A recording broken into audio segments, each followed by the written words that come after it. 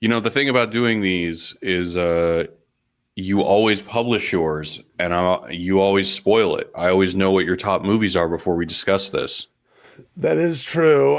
So you've already read my list, I assume. I have, yeah. Okay. Well, I've also I've revised it since you maybe have seen it last. I've seen some new movies. Okay, I've revised them because we talked a couple months ago, and I've revised mine a little bit.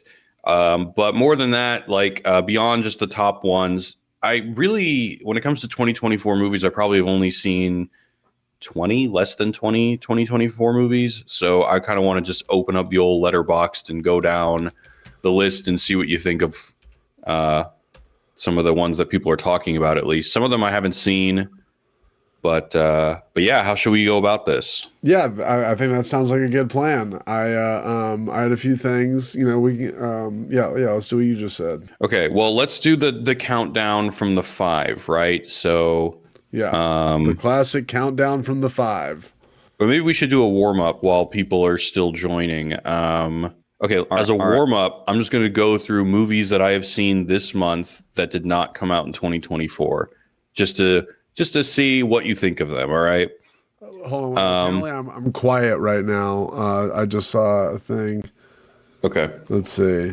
Oh, I was just going to go over movies I've seen this month so far that did not come out in 2024, just as a warm up. Okay. Just movies that I want to get your thoughts on. Or when Yes. was Okay. So, have you ever seen the movie Smooth Talk? No. What is Smooth that Talk about? with Laura Dern and Treat Williams. It's like, so the movie theater that I go to here in Helsinki is doing this retrospective of Sundance movies, like indie movies that went to Sundance and made a big name for themselves. And this movie is directed by Joyce Chopra, and it was actually really good. Treat Williams is really good in it. Laura Dern's very good in it. It was like a very small slice of life kind of classic Sundance movie. I dug it. I would check it out if you haven't already. Okay. Adding it to the watch list. Yeah. And then actually, there's only one other movie I've watched this year that was made not in 2024, and that's Revolver, starring Oliver Reed, like an Italian movie. Revolver. Is that If you, Isn't there like a Guy Ritchie movie? Oh, yeah, it's not that one. This one was made in 1973. Not that one. okay. Oliver Reed, you say? Yeah, with Oliver Reed. An Italian prison warden is forced to exchange a French criminal for his kidnapped wife, but they soon find themselves on the trail of a larger conspiracy. Yeah, it's pretty good. I mean, I don't know. I've started to get into this stage in life where I have a soft spot for these like dubbed over Italian noir crime things. A lot of them have like really good premises, and it has Ennio Morricone music, and the music is banging. So that's another good one that I saw. Okay, sweet. I have not seen either. They're on my list now. All right, do you got any? Those are the only two I have. Well, I've really been just concentrating on getting all the big 2024 ones. I've been preparing for this podcast. They come. Oh my Yeah. God. The stuttering stream is rating me with 24 viewers. Hell yeah! Thank you, stuttering stream. We're here counting down our top 5 movies of 2024. We were actually waiting for y'all. We're kind of going. He was taking me through our the last couple just random movies he saw. I mean, random meaning like not from the last year. Just as a warm up. Just as a warm up. Oh, okay. Well, I guess just the last movies I saw. I saw Bridget Jones' Diary for the first time last night. Oh, I've never seen it. I liked it. It was good. Okay. Yeah, I would be open to seeing that. It had a lot of the rom-com tropes, but also it felt also from a very specific, time in the 2000. It was 2001 or something like that. It felt like from its time period. I like Renee Zellweger. It felt like a classic rom-com. Don't have much to add really, but not enough diary. The diary didn't really take place. I thought there was going to be more about the diary. Not that I care or about. Yeah. I just figured it was. Yeah, the I Princess always heard Diaries also doesn't have enough diary. Yeah. Anyway, that's not a big deal. So Does that have Hugh Grant in it? it does. Hugh Yeah. Grant and Colin Firth, the king with his speech. Someone's asking me in my chat if it's yeah, it's 7 a.m. for me. All right. Jared is in Finland, by the way, for my viewers. I guess I didn't really introduce you. We just kind of jumped into this. Oh, sure. Yeah. Go Jared for it. Bauer, we're at Wisecrack together. Now he lives in Finland. We were roommates in college for a semester. It was after college. Well, actually, no, it was college. It feels like it was after college, but it was college. And Ryan Haley, the man, the legend from Funhouse and on YouTube. Don't need to repeat what he already said about our friendship. One cool thing, did you see the 40th anniversary of Amadeus? They're showing it in theaters everywhere. No, but I was actually on a separate podcast, movie recap 2024 podcast that starting with some of the Funhouse people called Movie House, and Alana Pierce just saw Amadeus on this new 40th anniversary run, and that was like her favorite movie of just random, movie she watched this year. So yeah, well, I love that movie. I kind of prefer the theatrical cut, and they're actually using the director's cut for this anniversary screening. But yeah, I saw it in theaters. It was amazing. It's actually like the third time I've seen the movie in theaters. So, but yeah, 40 years old, man, still holds up. Well, Jared, should we just hop right into the top five? I think we should. Hold on, I'm gonna. I had a. Where was it? Oh no, I had music and everything. While I'm looking for it, you can start with your fifth movie. Okay, my number 5 I think is going to surprise you because I think this is a movie that you felt a little bit lukewarm about. But my number 5 of the year is Alien Romulus.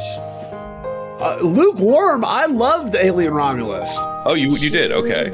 Yeah. I was really, first of all, the big criticisms I heard from it, and I thought maybe I even heard this from you, is that people said it was too derivative of the previous films. Is that correct? That is what I had heard, and I believe I asked you if it was if that was the case. That was a criticism I had heard. Yeah. Well, the thing is I've seen Alien, I've seen Aliens, but I haven't seen them a whole bunch of times, and I haven't seen Alien 3 or Alien Resurrection. I don't think I've ever seen those. And so nothing really struck me as too contrived. Everything felt really kind of fresh and cool for me. I mean, certainly there were some echoes of things I had seen in Prometheus, but overall, I guess I was privileged in the fact that I wasn't so saturated with Alien that everything felt familiar, because the movie worked really well for me. I thought that the practical alien effects were awesome. Even the kind of digitally ones were cool too, and the entire just friendship between all the people and stuff. Like it did a good job of being its own self-contained thing. You didn't really, like you're saying, if you know all the cool stuff, all the Easter eggs, then you have extra information, but it doesn't take away from the whole thing if you don't know it. Like a movie, yeah. I think last time we talked about 2024 movies, you were complaining about Deadpool Wolverine and about how you just have to know all these movie references, and I just watched that and I totally agree. What the fuck? Like, oh wow, I'm glad you agree. I'm kind of torn on that movie because it's like I really love the violence. I love the action, I love the gore in that movie. But just every line, it's like you can tell there's like 8 writers on it, but they and you can tell they all threw out a line at some point and they all got in. It's kind of how it sounded to me. Well, my thing about the violence is like, the violence is well put together and visually it's interesting, but I mean, there's really very few like motivated fights in the movie. Everything is just, all right, the characters are kind of frustrated at each other and now they're just going to go at it. But like, there's really no reason that this fight is taking them forward into the story. And so I felt like all the fights were just pure exhibition. And, I also just think a lot of it is a matter of personal taste. I just don't really like witty dialogue. I'm much more of like a sitcom kind of person where like, no, I want people in funny situations where their motivations clash rather than them just like dropping clever, fast-paced pop culture references. I just don't really understand the appeal of that. Yeah, when it's well done, it's well done. But this one just didn't work for me on that level. It worked for me on the action level, but you're right. Like it was. What did you think of because I feel like I'm a total heretic on this one. What did you think of Gambit? Gambit? You mean Channing Tatum? Yeah. I thought he was great. Really? It did not work for me at all. Really? Like I think that like Channing Tatum's a cool actor, and it's cool that he's really passionate about this role, and it's really awesome that this movie was able to like allow him to like don the costume and really try it out. But I thought it was a huge miss. I thought his Cajun accent sounded stupid. That was the point, though, because it was like no. It's what do you mean? It's the point? I mean, because they're in this weird like meta, like they're in this wasteland of things that didn't really work, right, and that weren't appreciated. So it's just like this is like, but that doesn't like. But it's like a Rick and Morty thing. That doesn't. There's just like I know, like they don't, like they didn't work. Cajun accent, Well, they didn't work. Well, no. The character has a Cajun accent. The character, like we're supposed to see, is from New Orleans. Like Wesley Snipes' Blade, like he wasn't doing a bad Blade. He wasn't deliberately. No, he was being great. He's Wesley Snipes' Blade. Freaking awesome. Yeah. Anyway. So that's my number 5, Alien Romulus, Deadpool and Wolverine. I'm glad that there's at least one other voice that didn't like it. I don't do like reviews on Letterboxd at all, but one of my most liked reviews is my scathingly negative review of Deadpool and Wolverine. So I think there are some people out there who also didn't like it. Yeah, no, I'm pretty much right there with you. Anyway, okay, so your number 5.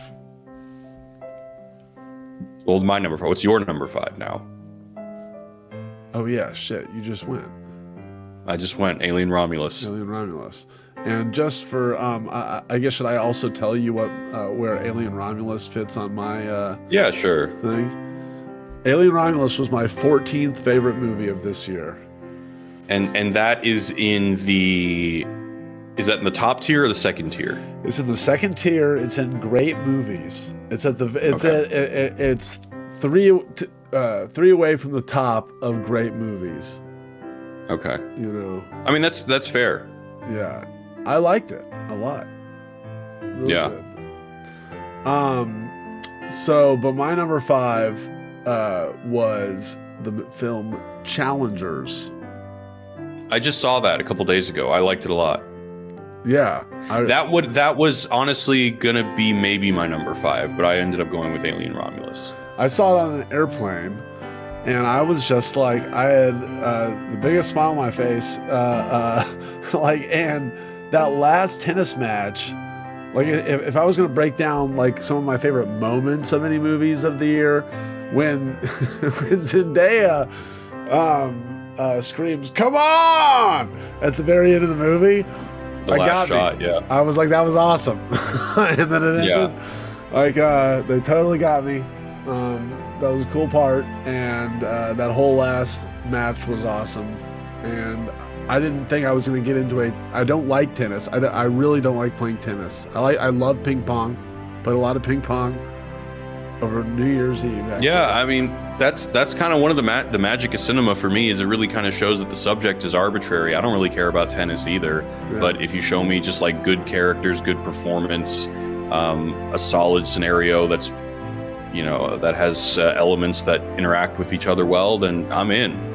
Shaka Shane says, my hot take is how much I hated the music in Challengers. Good movie overall, though. See, I liked it. I love the music. Yeah, like me too. The cinematography of the just like sweaty bodies with the whatever pounding disco. Yeah, that was doing it for me. I don't know what to say. That was that was actually something I even mentioned during the movie. Like, damn, I'm like digging this music. Shaka Shane said it was jarring. Oh, Rico says the CGI tennis ball pulled me out. I didn't even notice that. I did not see it in a theater, so maybe some of those things would have been more obvious, but I didn't notice any CGI tennis balls. But I would imagine that would be a very difficult movie to film without CGI tennis balls. You'd have to have really good tennis players. Yeah. I could definitely kind of tell the CGI tennis balls, but I didn't really mind it that much somehow. Like, it was one of those things where a lot of the tennis ball photography looked so cool that I was like, all right, it's almost like a Stephen Chow movie where I even though some of it doesn't look perfect, I like what you're doing with it and where you're going with it enough to excuse the not perfect CGI. Yeah. It kind of felt like this generation's The Dreamers. Did you ever see that Bertolucci film with Eva Green? NC-17. Yeah. Oh, that was NC-17? Yeah.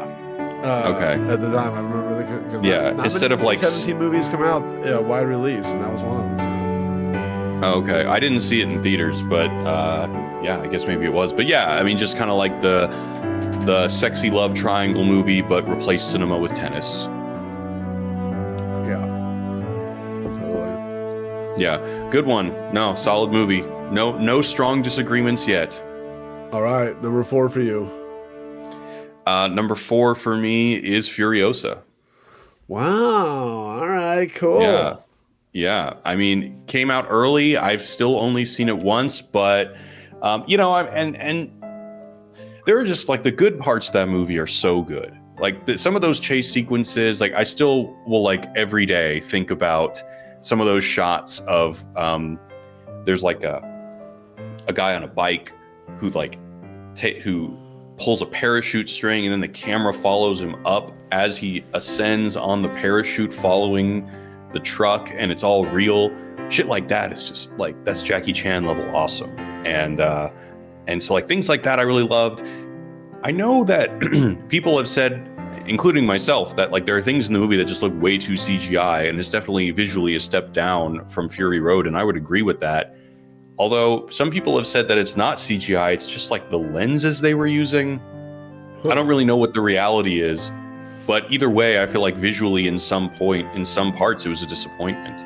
But still, I love the Mad Max world. I thought that Anna Taylor-Joy was great. I thought Chris Hemsworth was great. It's a world that I like to revisit. I thought it moved well. Not as good as Fury Road, but Fury Road is truly an exceptional movie, I think. I thought it was interesting. They have basically a perfect movie, Fury Road. So where do you go from there?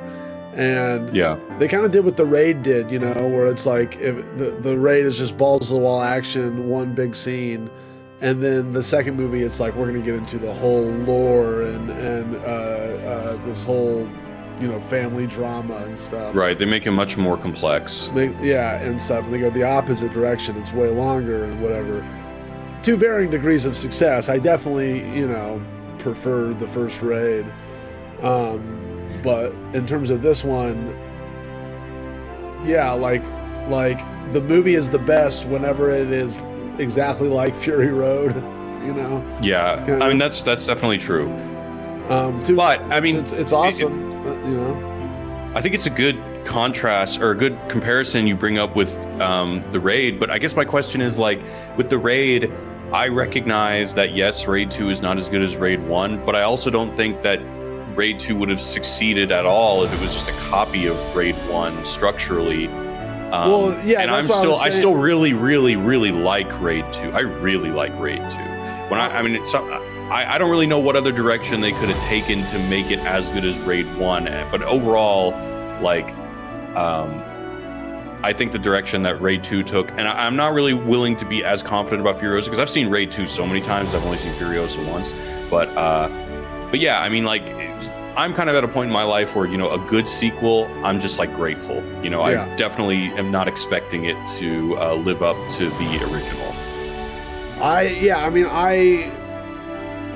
That's kind of what I meant from the beginning of this, is that if making a sequel to a classic perfect film is hard to do. So you either got to completely differentiate it, and then you risk being like alienating the people that like the original, or you make something completely different and it's almost perfect too, which is like, I don't know, The Godfather Part Two, where it's they go more deep into the characters, but then it's like, wow, everyone fucking loves it, maybe even more than the first one. I don't know, but George Miller's one of the few people that could figure that out. But I also don't think the film's weak spots, which I think there are very few of, are because of the world of the lore building. I think maybe the weak spots are, if anything, like visual for me. Really? Yeah. I feel like it's kind of the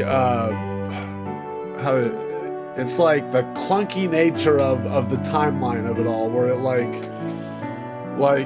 there's even that one little montage at the end, which a whole lot of important stuff happened in that montage that we don't really even get to see, you know.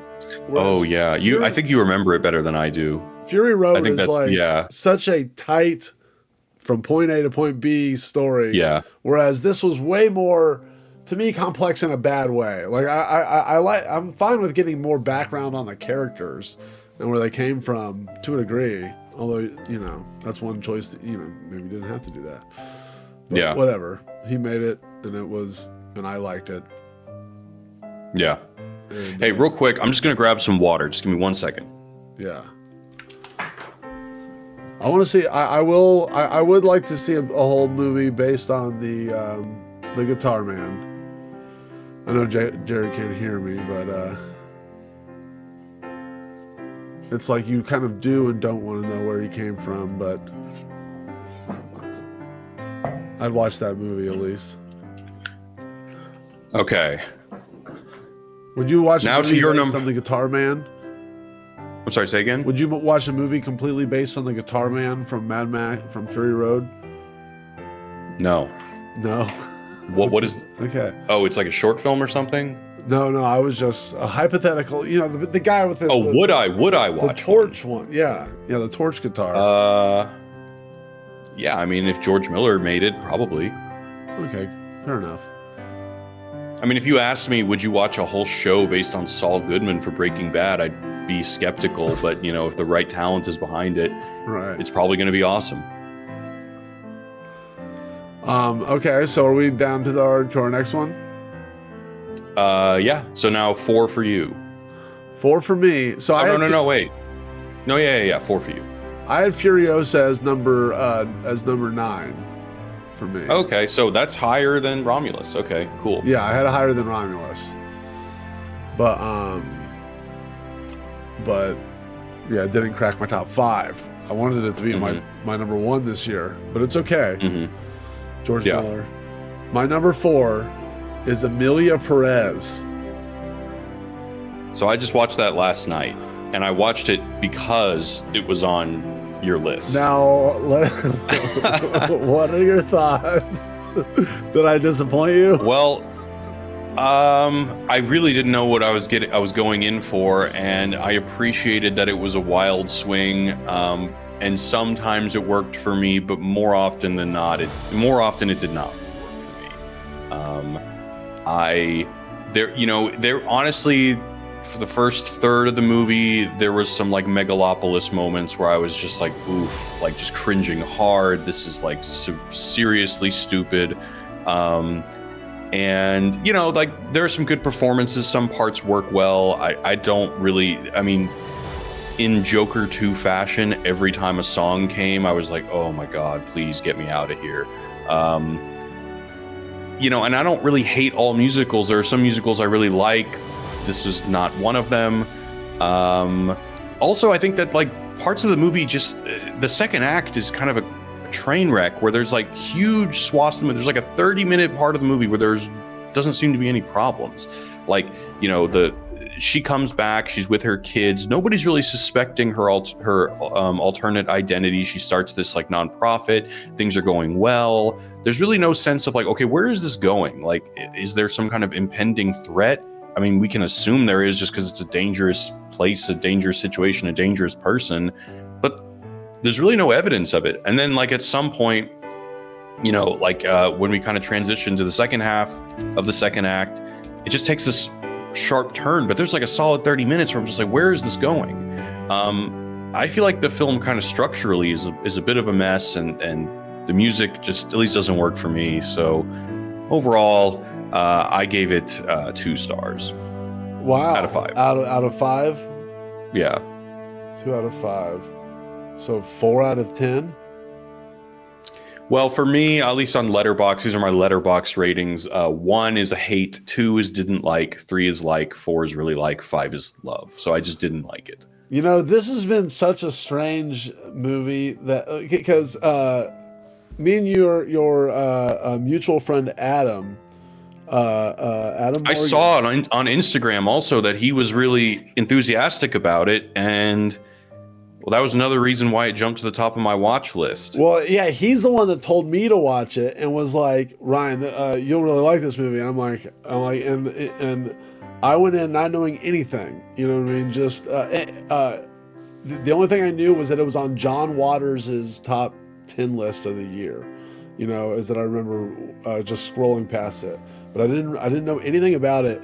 So I feel like I'm going to be one of the few people that actually gets this experience. But I was just sitting there watching the movie, not knowing it was a musical, you know. And then all of a sudden, like, like in the middle of the first scene, when Zendaya, or not Zendaya, when what's her name, Zoe Saldana, started singing, I just figured. I'm like, oh, is this just this one part? Like, it just like, there's something about not knowing a movie's a musical and you're sitting down to watch it, and then when it happens, it just is like, so like, oh shit, you know?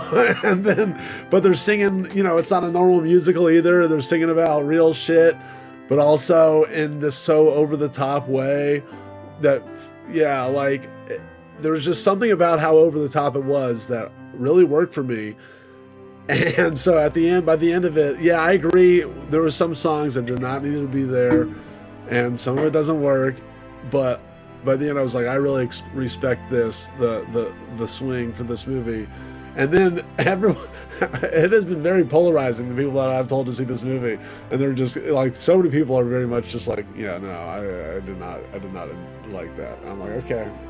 Maybe it also just, there are parts of it that feel very public service announcement, right? Like, it seems like the movie kind of, I guess, like, its value proposition to the audience is that, like, you know, it's about not only important topics, but, you know, trying to rekindle hope about a society that's very violent, and like, it's about a woman creating a non-profit or whatever, and there's a scene in the movie where the people that are, you know, trying to rehabilitate their lives start singing about, you know, how, all right, they're gonna make things better right now, and it's like, all right, you know, like, this at some point, this is not about the characters anymore. This is about like a social project, which is just, you know, not good cinema in my opinion.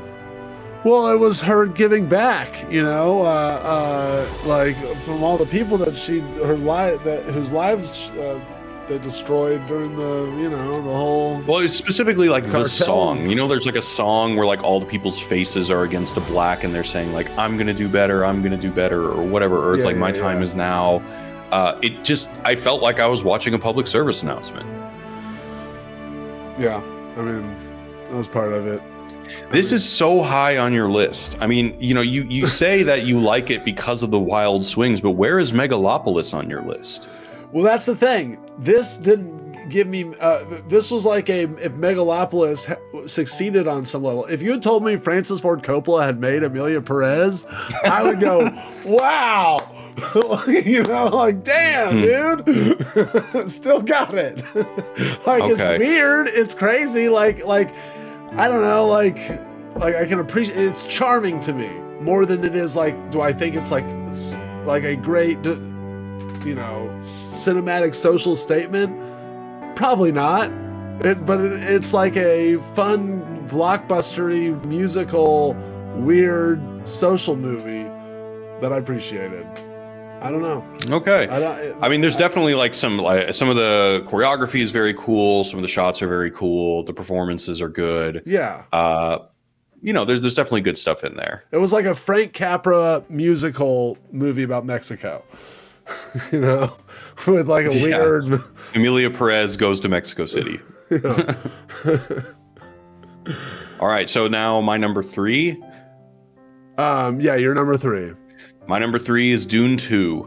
Dune 2. Okay, Yeah. so 2 huge action movies in your top 5. Yeah, Nice. I mean, I saw it in a theater and I was just riveted from first second to last second. I thought, and I've never read any of the books. I've never been a Dune fan. I kind of went in with no expectations, and I didn't really love the first one that much. Like, I gave it 4 stars, but Dune 3 was awesome. Just visually. You mean Dune 2? Excuse me, Dune 2. Yeah, it was awesome. I don't really, I mean, I saw it in like February, so it's been a long time. I don't really have any particular insights that I remember other than just, everyone that I work with was also like super enthusiastic about it. And it was the first time in a long time where, cinema culture just penetrated the normies. I'd go to work and there's all these people who are like, oh my God, did you see Dune 2? It blew me away. I couldn't really remember a last time that a movie did that. Yeah, no, for sure. I agree with all of your points there. It had some of the coolest visual effects of the year. The coolest sound design stuff, that whole sand, like Shaka Shane is saying, the catching the sandworm scene, his favorite movie moment of the year. Could totally see that. And just like the theater would like vibrate with some of those sound effects and stuff like that. And that was the other thing. Like, I know people who went to go see it multiple times for the theater experience. And again, I can't really remember another movie that did that.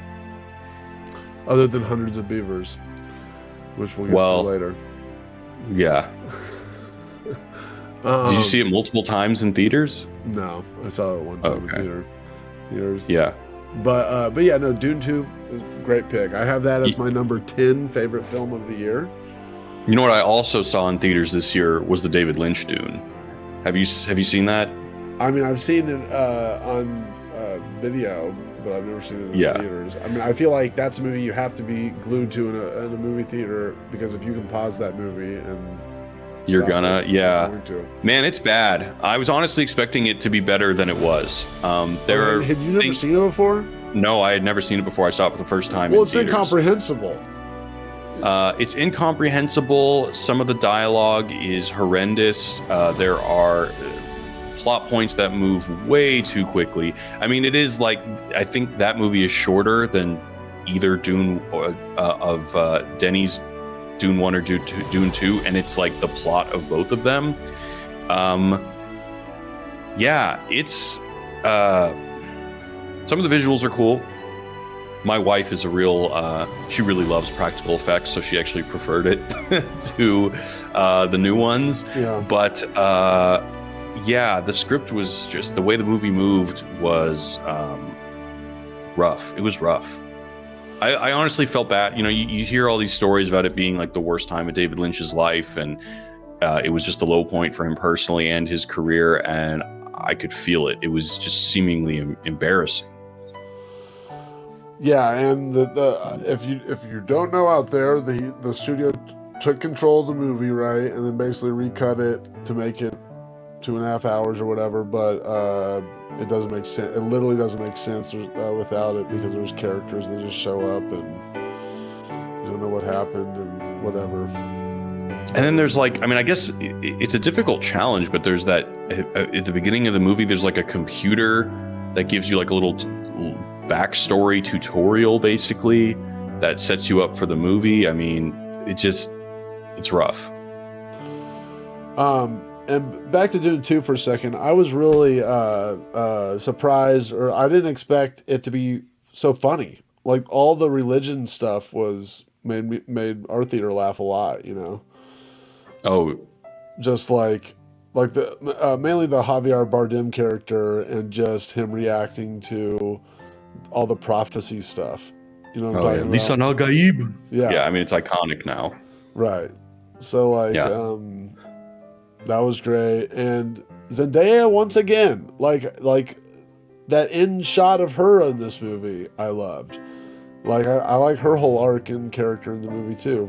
So she gets my honorable mention for best supporting actress roles in 2024.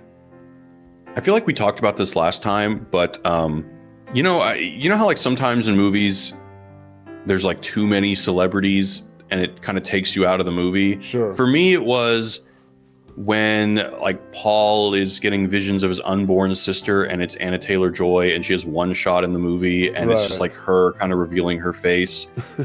Not everyone needs to be a celebrity. At a certain point, it feels like it's like a sitcom cameo, and that I mean, agree. I'm nitpicking, but that wasn't my favorite choice. Sweet. So my third movie is yep. Unless you have anything else to add. Nope. My number 3 was A Different Man.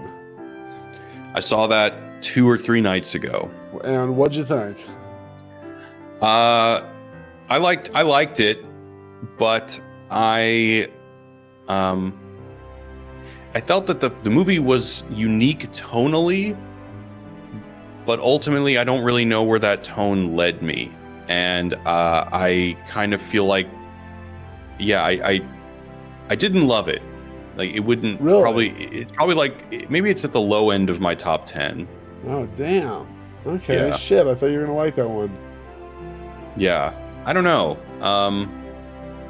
There's like a certain kind of like it's not quite the blank stare indie movie, but there's like the I don't know, when a movie will kind of deliberately resist certain tonal patterns and you don't really know where it's going, and sometimes that can be really rewarding because it kind of takes you on this trip and you find yourself kind of experiencing like a new feeling for a movie, but then sometimes it kind of just doesn't lead you anywhere and you just kind of end the movie going, I don't really know what I was supposed to get from that. And that's kind of how I felt with this movie. Really? Okay. Yeah. Interesting. I mean, you didn't get just the kind of parable-esque take of he became a better man. I mean, not a better man, a different man, but he kind of regretted, because he sees some other guy basically living his dream. His life was better while he's still disfigured. Yeah, I mean, I got it, but that just seemed a little bit drawn out. And I don't know, it wasn't, I mean, for something so ridiculous, I felt like it should have been funnier than it was, because I think the movie did label itself a dark comedy, but I didn't find it that funny. And I really didn't find it a comedy, really. I mean, it like there's some funny parts. The Adam Pearson guy, character, like when he comes in, and you kind of see what this movie is going to be all about, like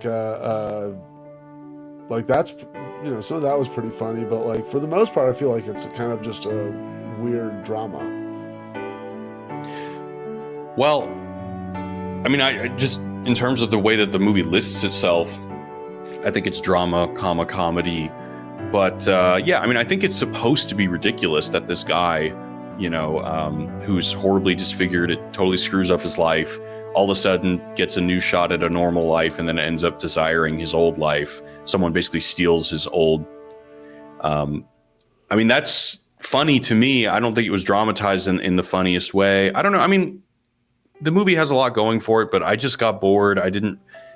I felt like it took too long to get to, ultimately what we're discussing, that premise. And I don't know. Just nothing, didn't really do much for me. Are you still there? Yeah, I'm here. Can you hear me? Okay. Yeah.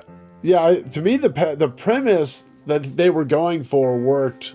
Like, I thought, I was like, wow, I thought it was a powerful message, like, is the message the grass is always greener, or be careful what you wish for? It's the ultimate grass is always greener movie. Yes, exactly. Yeah, but to me, that's why the movie should have been funnier, because like the idea of a guy who's like so disfigured having a grass is greener moment is ridiculous, right? Like, no. If somebody gets that new lot in life to not have like a severe medical disfigurement, that's going to be positive for 99.999% of people. And the fact that it's not for this guy is ridiculous, and it should have been funnier. I took the opposite message of all right, like they for one, it was just interesting, seeing someone with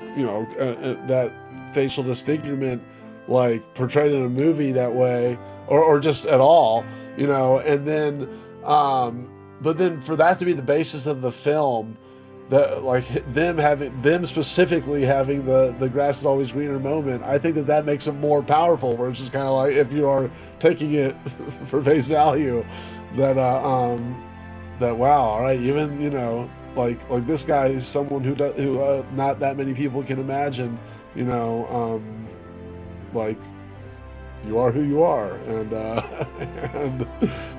and right, but you see my point, worse. right? It's that most people, probably in real life, that are like that will fantasize, rightly so, about having a more normal life, and, you know, would probably be so unbelievably grateful and happy if someone were actually able to give them that normal life. But then for just an outrageous constellation of circumstances to arise in which the old life is preferable is ridiculous. And I think it should have been funny in a dark way.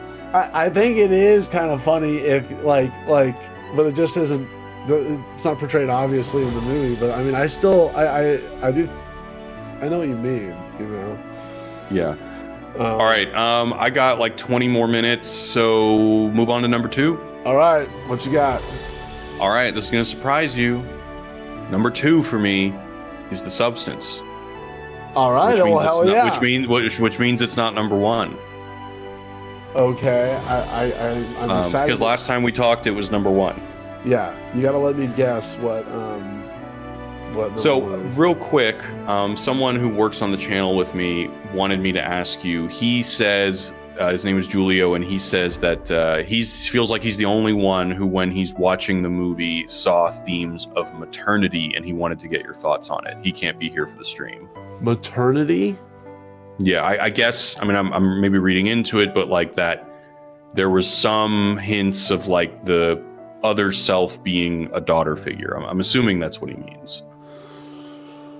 Well, I hadn't really thought about that, but in terms of like, I was surprised how they went with the choice of they really can't communicate, you know, or it's not like Demi Moore is conscious in Margaret Qualley's body, you know, like that was an interesting way to format it all. But yeah, I guess that doesn't really answer his question or whatever. But yeah, I mean, I don't really see it, but it's interesting that you bring that up, and you brought it up last time about how like the logic of the movie doesn't work. And I have a friend here in Helsinki who actually hated the movie because he said the logic didn't work and it took him out of it. And it just kind of got into this whole big argument. I would say discussion, but with this individual, it really was more of an argument about how much it matters if the lore works. Because for me, a movie is like a roller coaster. You know, it's just like, can the artist sufficiently hypnotize you so that you will kind of forgive inevitable lapses in logic that are required to make, you know, a story that ends in an hour and a half. And to me, the fact that, you know, oh, well, like, does she have the memories of the young one? If not, if they're not the same person, then how does she get addicted to that life if it's not actually a life that she's living? To me, I understood what the filmmaker was really positing, you know, that, you know, we have to juggle these two contradicting modes of logic, that it is her and it isn't her. But ultimately, she is still experiencing some of that vitality of youth, even if she's not directly inhabiting that body. I mean, I get the point the movie is trying to make. And again, because the movie is so well done visually and is so visceral and all the performances are so good, you know, I'm mystified and it works for me. I mean, it works for me too. I mean, it rocks. I'm glad it's your number 2, because I guess, should I just say where it is on my list? Well, I know it's number 1, yeah. Okay, yeah, right? It's my number 1 favorite movie of the year. So, I mean, hell yeah, we're as close as we can possibly be without being right on the money. Yeah, I mean, to me, the movie, it's a movie that is full of full of motifs, but really only one theme, and the theme just hits you over the head. It's about age, beauty. That's it, you know? Yeah. And every single tool in the filmmaker's toolkit is put in the direction of making you feel decrepit and aged and looked over at the beginning, and making you feel like you are producing so much desire when she takes the substance at the end, and it's just so effective. It's just so vivid. It works so well. It's amazing. It's really an incredible movie. Yeah, most fun I had at the movie theater, most thought-provoking movie I saw this year. Coolest effects, craziest concept. Like, I had it all, like you said, I used all the tools, and not many movies I can say in this list really used every tool. So one thing I want to get your thought on, because I think you said it last time, and someone else who I saw it said this, that the like the workout scenes with Margaret Qualley, everyone said they were very erotic.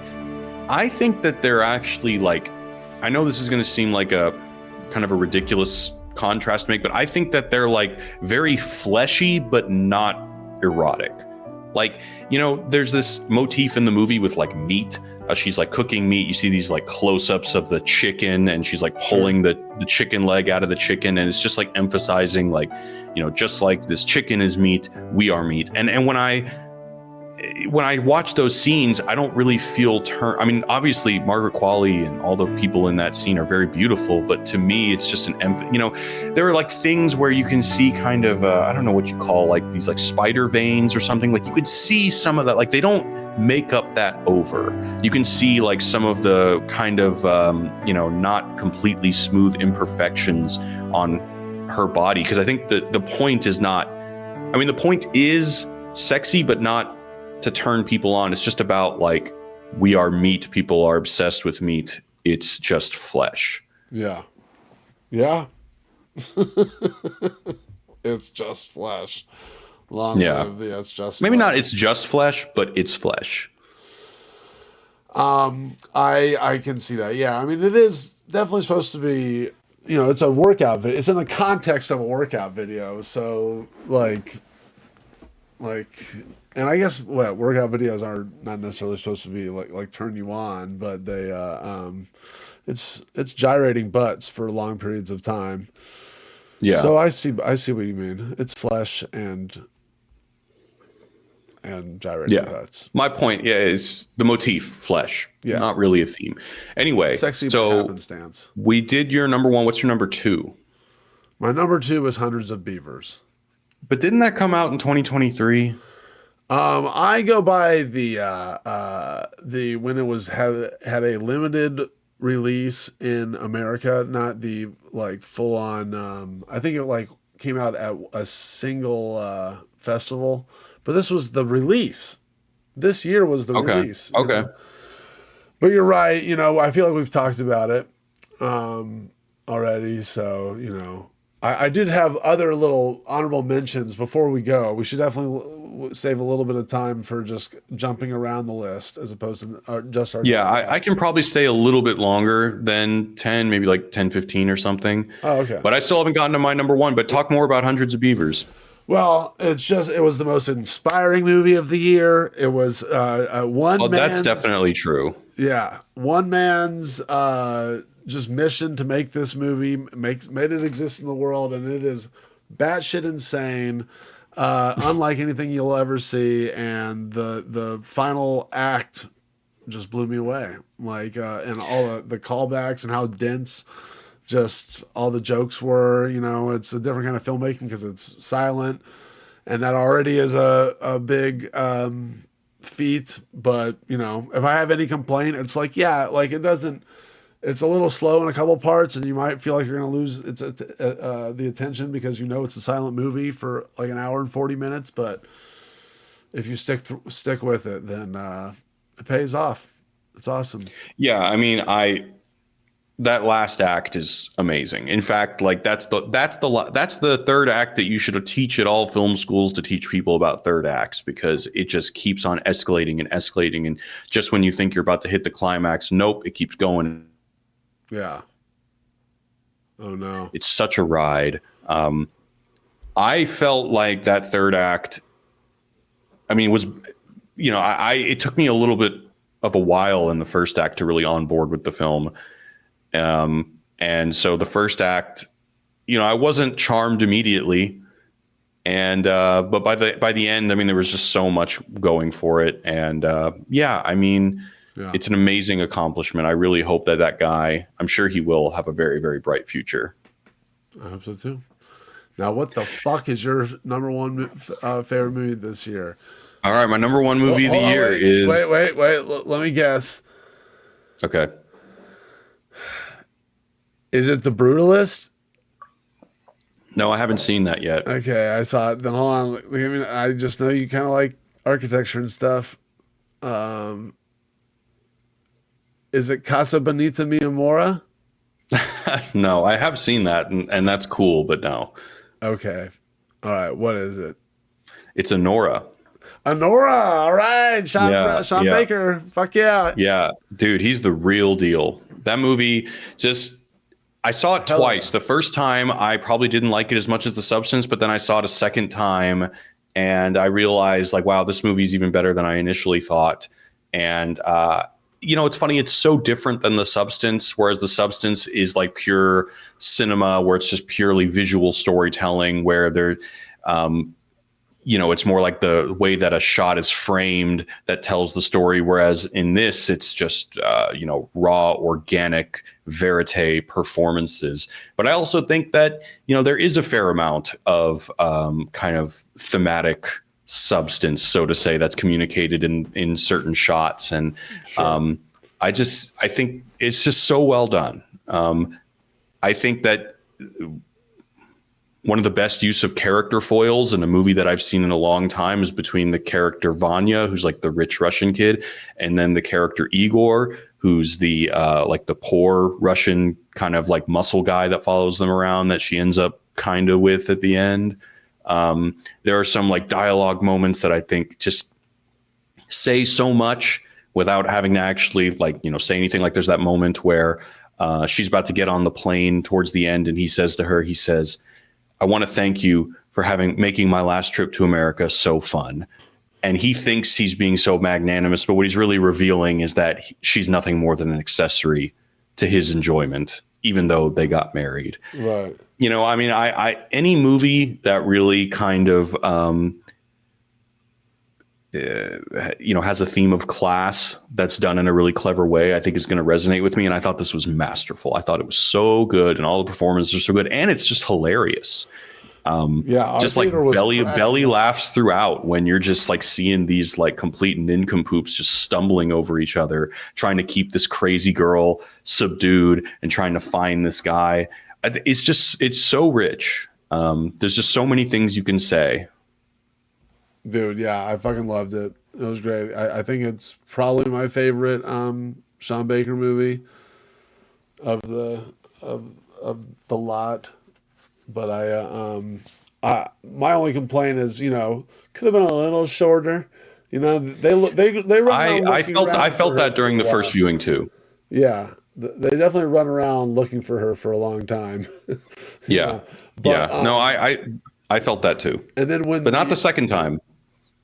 I probably need to see it again. But yeah, once that ending hits, it packs a punch. That was an awesome final. Oh, it's so good. Several scenes there. Mm-hmm. So, like there was that. I don't know how well you remember it. When did you see it? I saw it right before I saw Anora, then Joker 2, a double feature. Jesus Christ! All right, well, we'll talk about that in a second. But I just want to bring up there's a great moment where when Anora first meets Igor, the hired muscle, they're like in opposite. They're in like opposite sides of the frame, and he just says hello to her, and she's just like, "Who the fuck are you to say hello to me?" And because she's basically saying, no, like you're the other, you're just you're just low class trash, and there's like this distance. And then at the very end of the movie, she breaks down when he tries to pull her towards him for a kiss, because she has to face the fact that, oh, we're the same now again. I'm just a peasant again. It's just so good. I need to see it a second time. Yeah. It's Yeah, so good.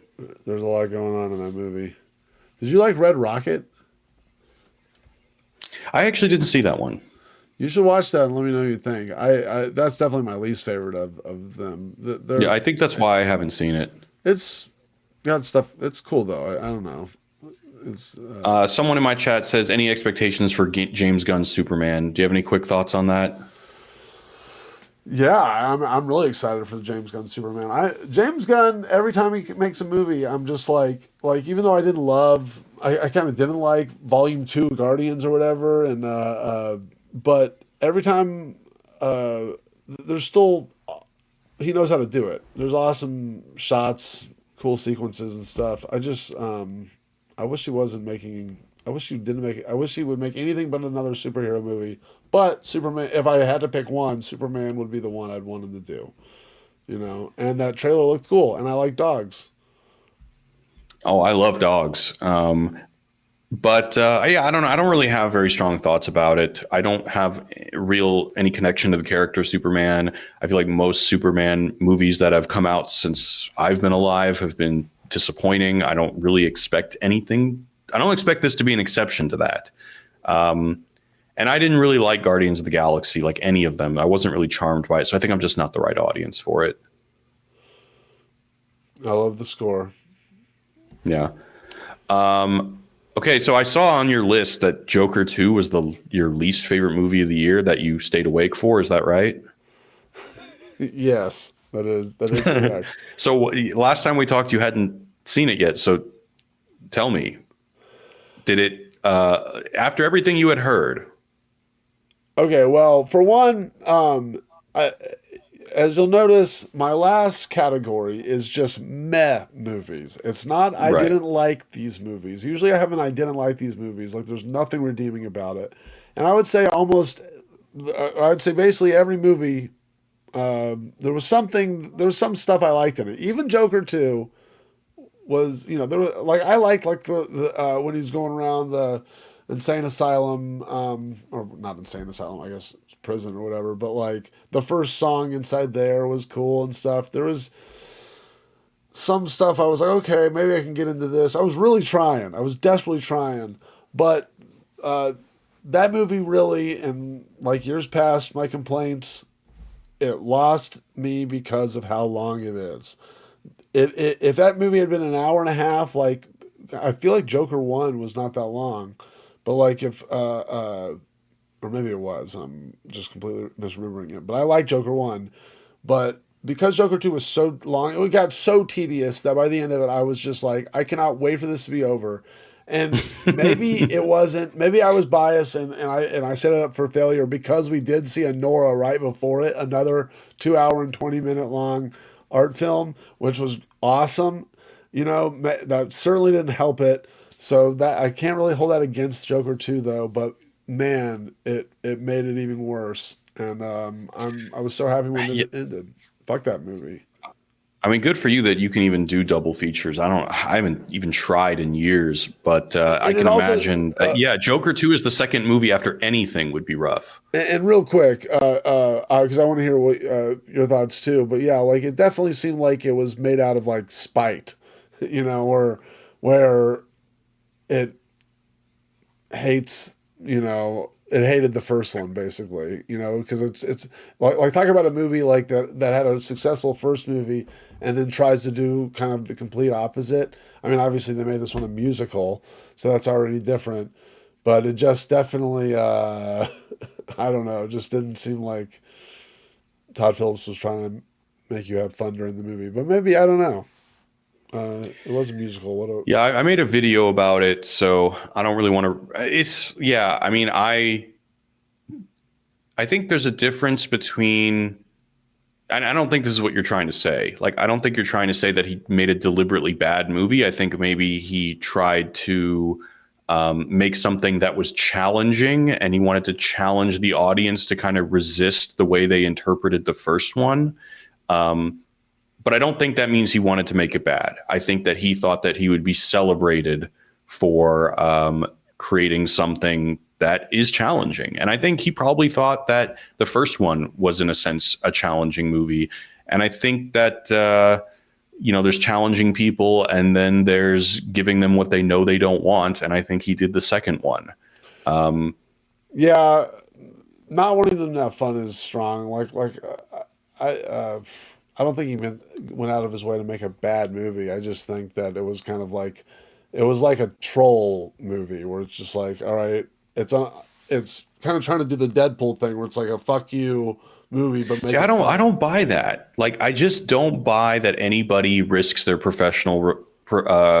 Well, no, I don't mean in like an intentionally like shitty way. I just mean like in a fun. He's trying to have fun with it. I don't think it was like.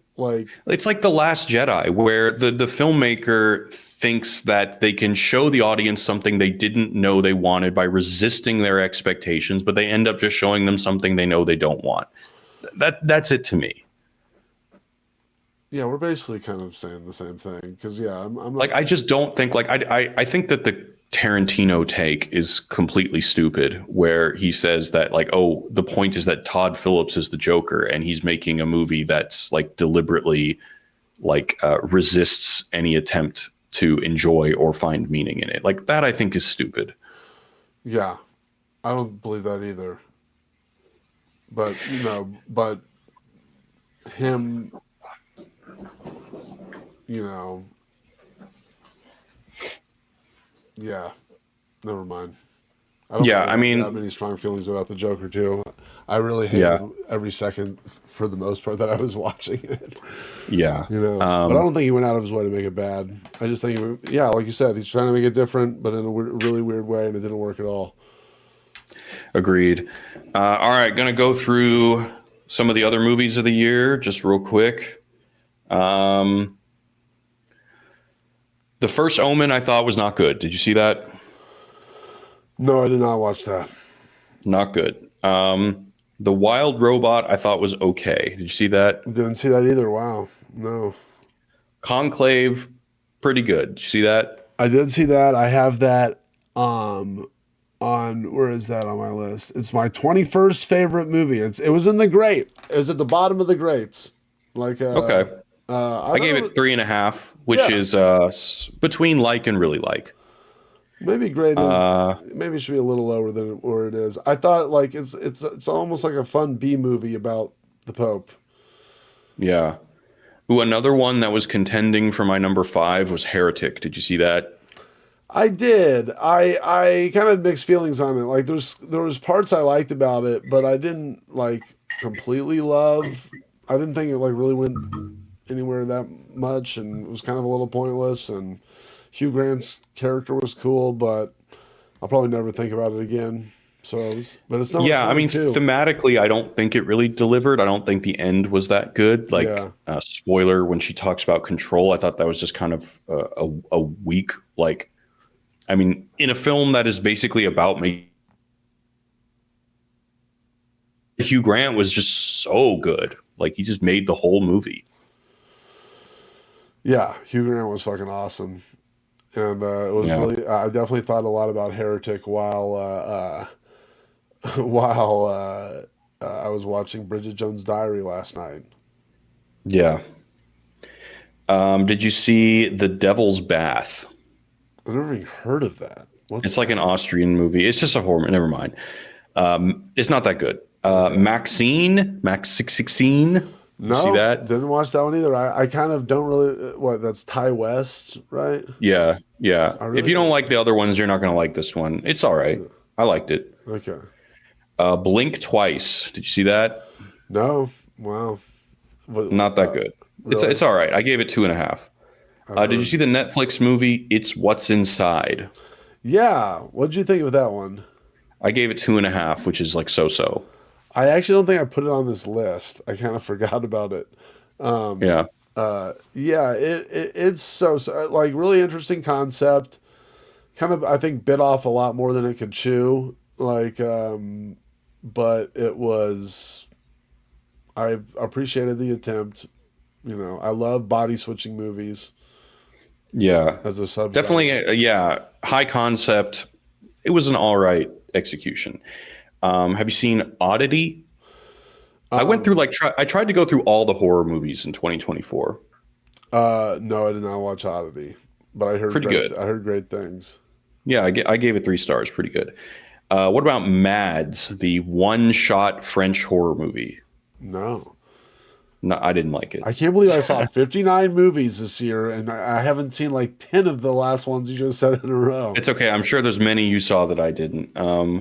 Speak No Evil. Did you see that? I know what you're talking about, but no, I did not. I liked it. It's the remake of another movie, right? Yeah, I haven't seen the one, but this is the one with what's his name? Xavier. Okay. What's the fucking? You know what I'm talking about? I know. James, I know the James McAvoy. I saw the trailer Yeah, of it. James McAvoy. He's very good. I liked it. I gave it 3.5 stars. Pretty good. Smile 2, really good. Didn't see it. What'd you think of Gladiator 2? I did not like Gladiator 2. Okay. Let's see. I have it in so-so. It's in right above meh. And so it's in so-so. Like I like Denzel Washington's character, and his whole arc. I did not think the rest of the movie rose up to Gladiator 1's Definitely mightiness. not. It's a weird thing where I feel like I have been conditioned by Ridley Scott to just like, hey, I'm just lucky that he's trying still, and I'll just take whatever he's going to give me. Not I'll take whatever he's going to give me, but I know it's not going to be as good as the first one. And yes, I was disappointed by some of the really bad CGI, and yes, it's a little bit too similar to the first one, but there were some cool set pieces. Denzel was cool. You know, I'm just kind of like, you know, if it's between no Gladiator 2 and this one, which is slightly better than mediocre, I'll take it. Sure. That's why it's in so-so. I mean, I'm kind of right there with you. Yeah, that was good enough. Won't think about it again. And you know, talking about the CGI thing, it really just kind of make me sad. I'm like, wow, that was in 1997, and that shitty tiger still looks better than these monkey things that are in Gladiator 2 30 years later. You know? Yeah, I mean, movies look worse than they did. Yeah, in years past. I mean, it's not, I mean, yeah, it's because of the business model, you know, and I guess in a sense, like audiences are willing to tolerate it. There is kind of a weird thing where like, I feel like there's a implicit understanding that if people know that it's not something that's possible to I don't know. I mean, like people of a certain age, if they know it's not possible to dramatize, then they'll just, you know, all right, well, if we spend $1 million on this CGI and people are going to know it's CGI versus when we spend $5 million on the CGI and it will look a bit better, but people will still know it's CGI. Fuck it. We'll just spend 1 million. Yeah, I guess it just, it would be a lot cooler if the standard was Avatar, you know? Yeah. Well, you know, I know. Yeah. Trap. See that? Hell yeah, I did. I liked it. My number 15th favorite movie of the year. I thought the first act was great. There were definitely some parts in the second and third act where it like shifts genre. Yeah. And he seems to have like superpowers, and that I did not really welcome that very much. But all right. Well, Terrifier 3. Sorry, go ahead. No, I was just gonna echo what you're saying about Trap. Like I was so on board with the setup and stuff that yeah, when it kind of falls apart at the end, I was okay with it because I had the journey was more fun than the destination on that one. Yeah. Terrifier 3, dude, I've been too terrified to see Terrifier 3. What? I scroll past it all the time. I'm like, dude, I need to watch that. I'm like, no, today's not the day. When you say terrified, it's just you don't like gore. I mean, no, I had a blast watching Terrifier 2. I laughed a lot, and I mean, but it is one of those things where you have got to be in the right mindset for that, you know, like because that's all it is. Like, what'd you think? I guess I'm just kind of always in the right mindset for it because, I mean, the masterstroke of those movies is, I think, as you just alluded to, is the fact that it's funny. There are so many movies, horror movies, in which there's a lot of gore, in which the killer is like bathed in this tone of like fear and ominence, and they're so serious and they take themselves so seriously. But Art the Clown is just having a good time. And I feel like it invites the audience to also have a good time and not take things and to cast it in a comedic light. And I think that's the masterstroke of those movies is that, you know, it's the only, there aren't a lot of horror movies in which someone is just like axing away somebody, just like taking off limbs. People are screaming bloody murder, and it's hilarious. Yeah, but it is. I mean, someone is just crying out in desperate pain, being tortured to death. I mean, like the entire movie. Like, you know,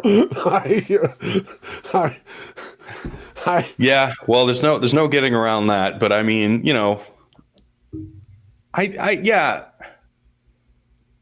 I don't know if it's just because, you know, I've seen a lot of movies. I'm like older now, you know, and I'm so desensitized. And I also just like I guess when I'm watching it, I'm always on some level just aware that it's a production, and I'm aware that these are practical effects. And in a sense, I'm like rooting on the movie. I'm like rooting for the movie's practical effects. And I'm really not engaged with the plot, or like the plot is just like the MacGuffin. It's just keeping me going along. But ultimately, I'm just waiting for like the next set piece in which I can see just how awesome these practical effects get and how much fun Art the Clown is going to have going at it.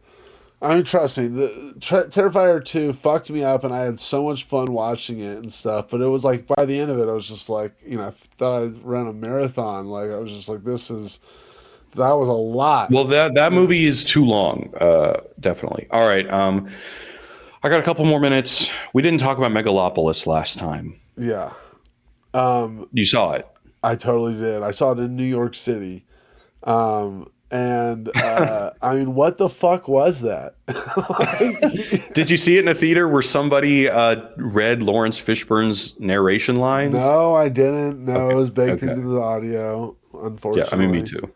But yeah, like that's another movie that is near the bottom of my list, but it had enough ambition and stuff that it could have been in my so-so category or even pretty okay. If I took the cut of the movie and then cut my own, you know, 2-hour version or hour and a half version, there's something in there. But what we got, that's another where I gave it got a lot of points knocked off just for how sheer the tediousness of it by the end of it. And then how it ended, and it's kind of just an abrupt, like, whatever fashion after all of that. Like, what are we doing? Imagine spending $100 million on that, you know? I mean, like, that is true. Fuck you, that money. And yeah. Well, yeah, I think I told you last time that, like, the best review I've heard of the film was actually somebody's live review while I was seeing it in the theater. And it was just like 3/4 into the movie, some guy in the theater just goes, "Ay, ay, ay." And I was like, that's it. That's the review of the movie. That encapsulates it perfectly.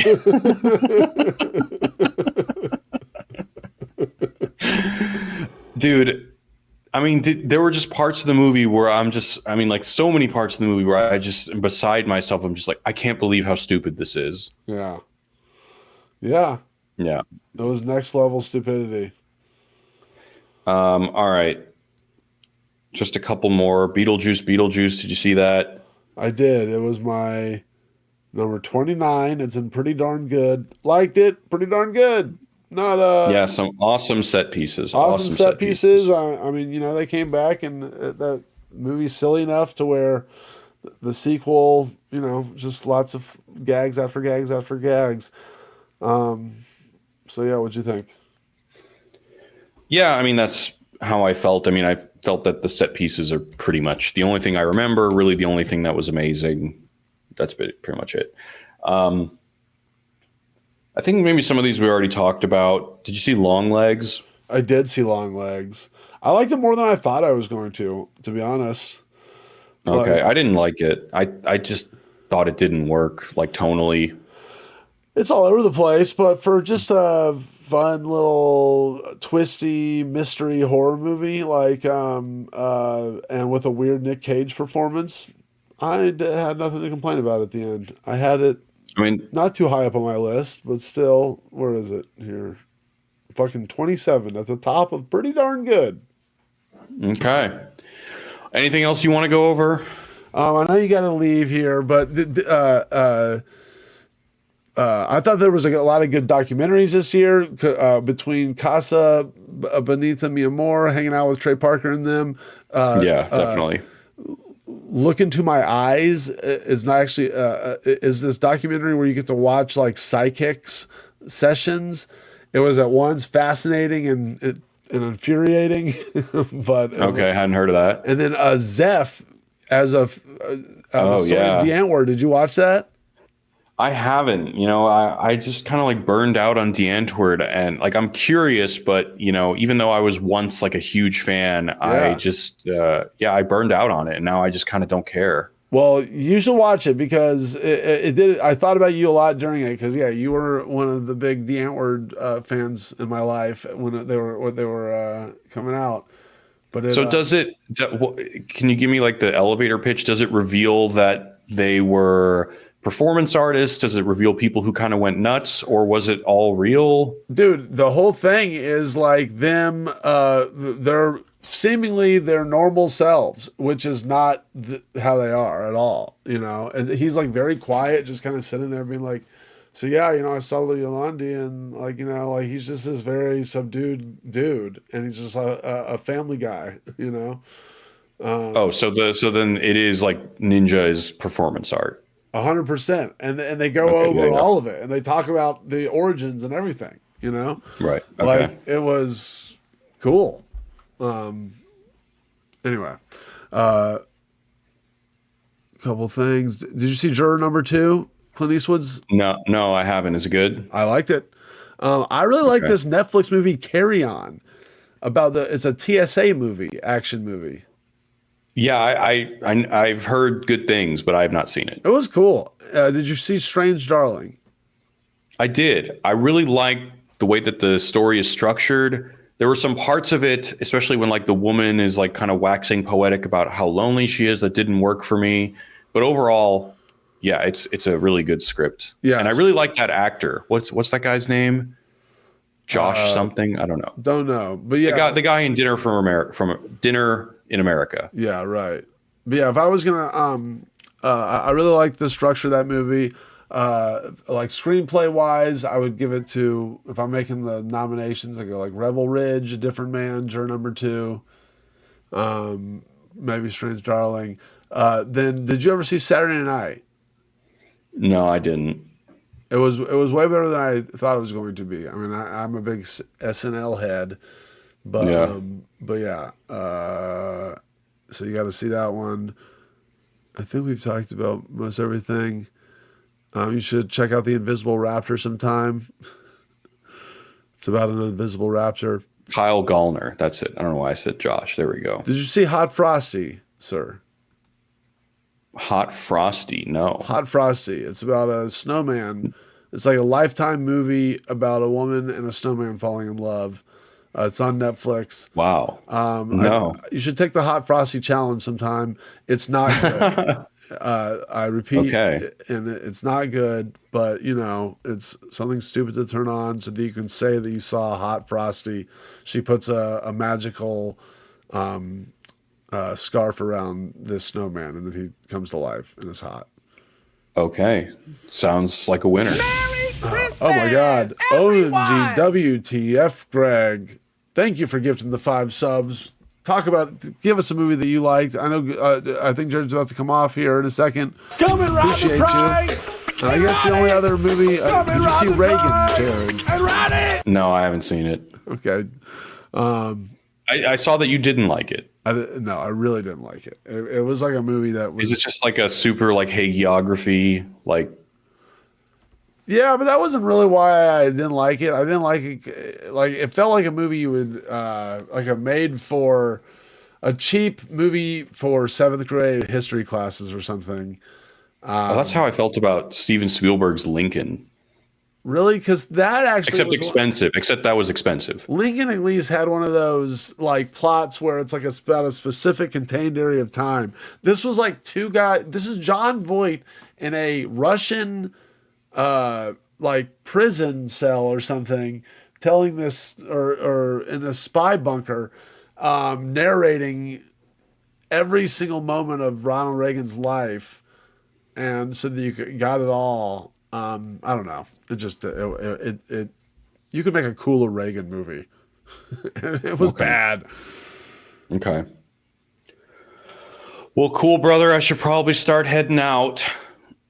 Got to go to work. It's 8:30 for me. Got to be at the office at 9. And real quick, did you see A Real Pain? No, was it good? No, it wasn't.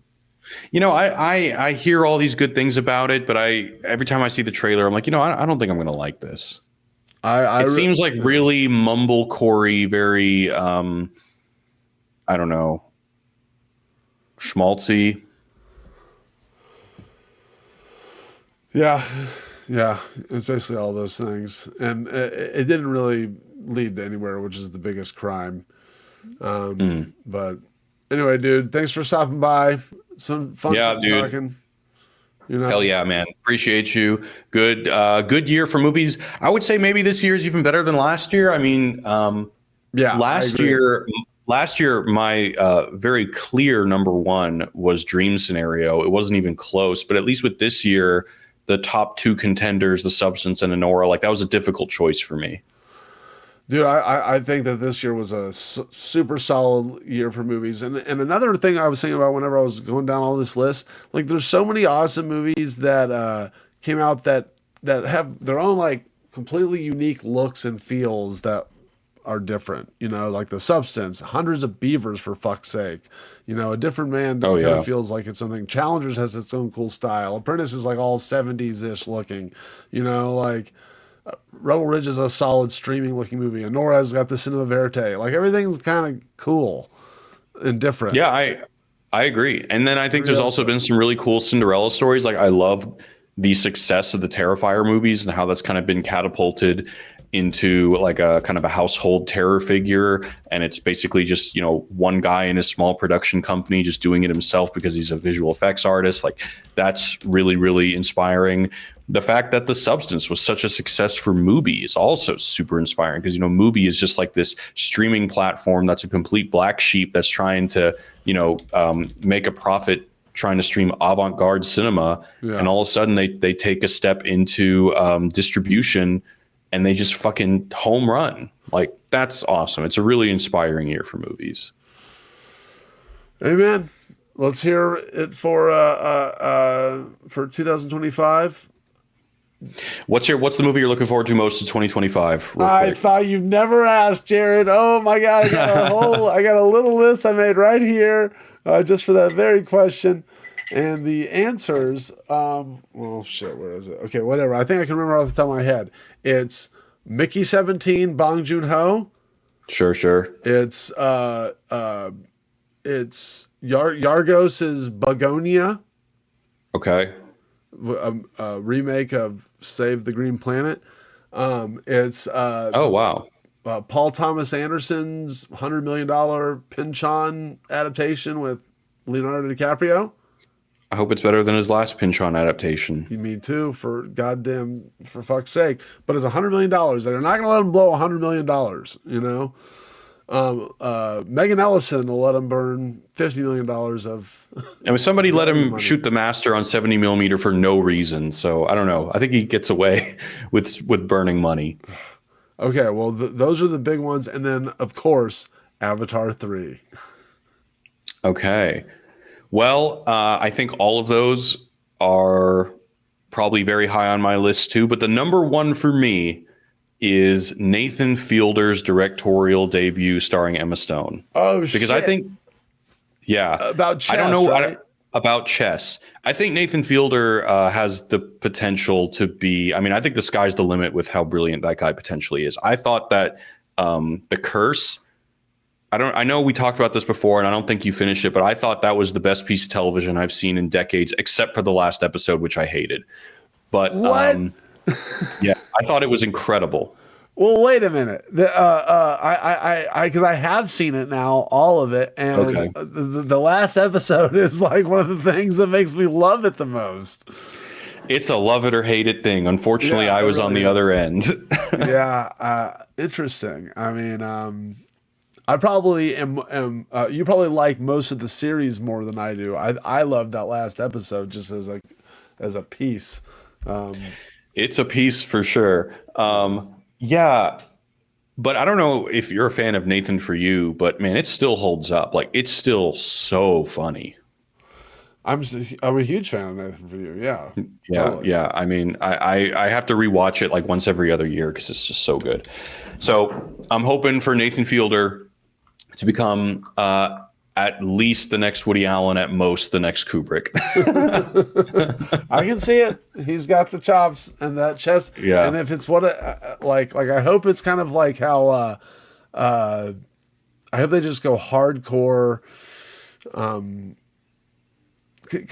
Kind of like how Quentin Tarantino does with like his fake history movies. It's like I want them to basically do to the chess thing, like the whole chess butt plug controversy. Like just go as that's what I'm imagining is them taking that to its logical extreme. And Okay, I know nothing about the movie other than it's Nathan Fielder's making a movie. That's oh all I shit. know, and Okay, that's well I'm already maybe sold. I don't really Yeah. know anything either. All I know is that it's loosely based on quote unquote this controversy.